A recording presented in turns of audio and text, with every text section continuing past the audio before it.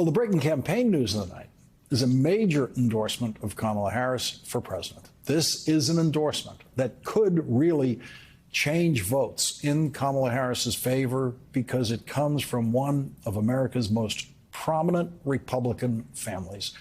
Former Congresswoman Liz Cheney, the daughter of former Vice President Dick Cheney, endorsed Kamala Harris for president today in comments she made in North Carolina, where the Liz Cheney endorsement could make a difference in the outcome of the presidential election in that state, where Kamala Harris and Donald Trump are running within 1 point of each other in most polls. Liz Cheney has made it clear since January 6th that she could never vote for Donald Trump for president. But since Donald Trump secured the Republican nomination, Liz Cheney has not said how she will vote in the presidential election until today.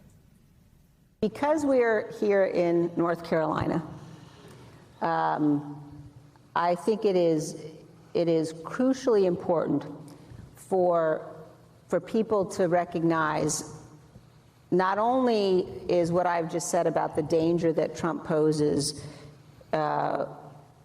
something that should prevent people from voting for him, but I don't believe that we have the luxury of writing in candidates' names, particularly in swing states. And as a conservative, as someone who believes in and cares about the Constitution, I have thought deeply about this. And because of the danger that Donald Trump poses, not only am I not voting for Donald Trump, but I will be voting for Kamala Harris in this election.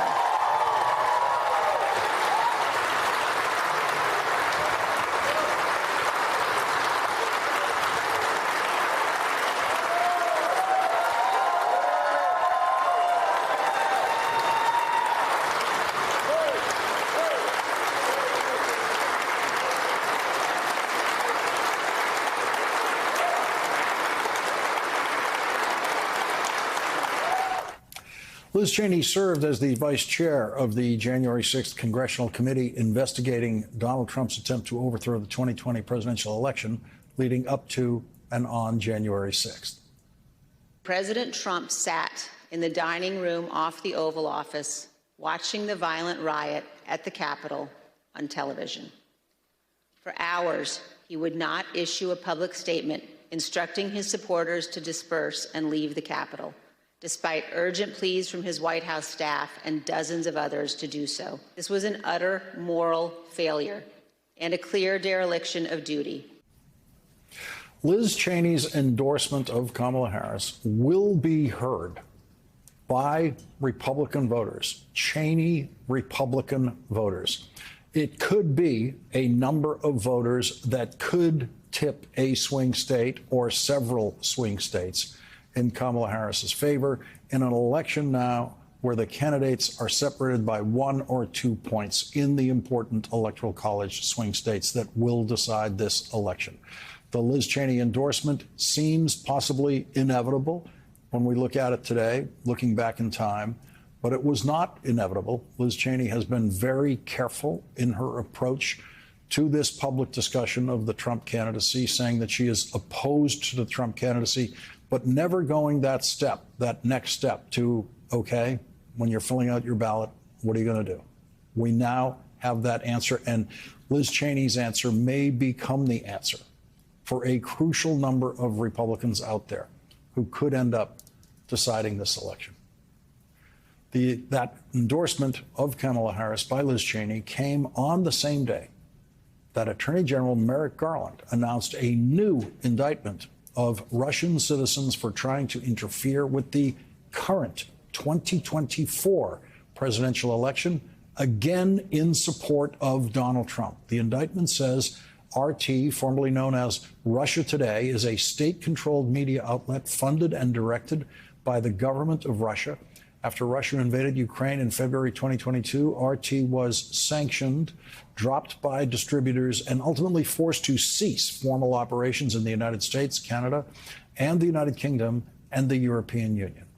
In response, RT created, in the words of its editor-in-chief, an entire empire of covert projects designed to shape public opinion in Western audiences. The indictment says that RT and its employees, quote, deployed nearly $10 million laundered through a network of foreign shell entities to covertly fund and direct English language videos on multiple social media channels, including TikTok, Instagram, X, and YouTube. According to the indictment, those videos are designed to support the candidacy of Donald Trump.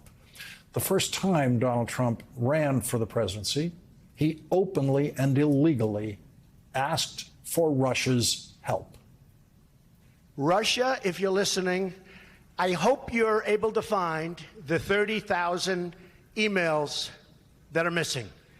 I think you will probably be rewarded mightily by our press. Russia did exactly what Donald Trump requested that day. After Merrick Garland announced the indictments for Russian interference in this year's election today, Donald Trump complained on social media that it was somehow unfair for the Justice Department of the United States of America to criminally prosecute illegal Russian interference in our elections. The Russian government can successfully interfere in presidential elections thanks entirely to the utter absurdity of the Electoral College.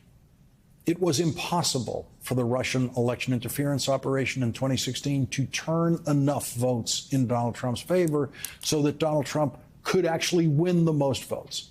Donald Trump lost the vote at the polls by 3 million votes, a margin that Russian interference could not possibly close. But the Electoral College can be won by tiny vote margins in a few states. Donald Trump lost to Joe Biden by 7 million votes nationally, and he will surely lose to Kamala Harris by millions of votes nationally. And that is why Russian interference is targeted at the key Electoral College states that decide the election. There is nothing the founders feared more than foreign interference in American elections.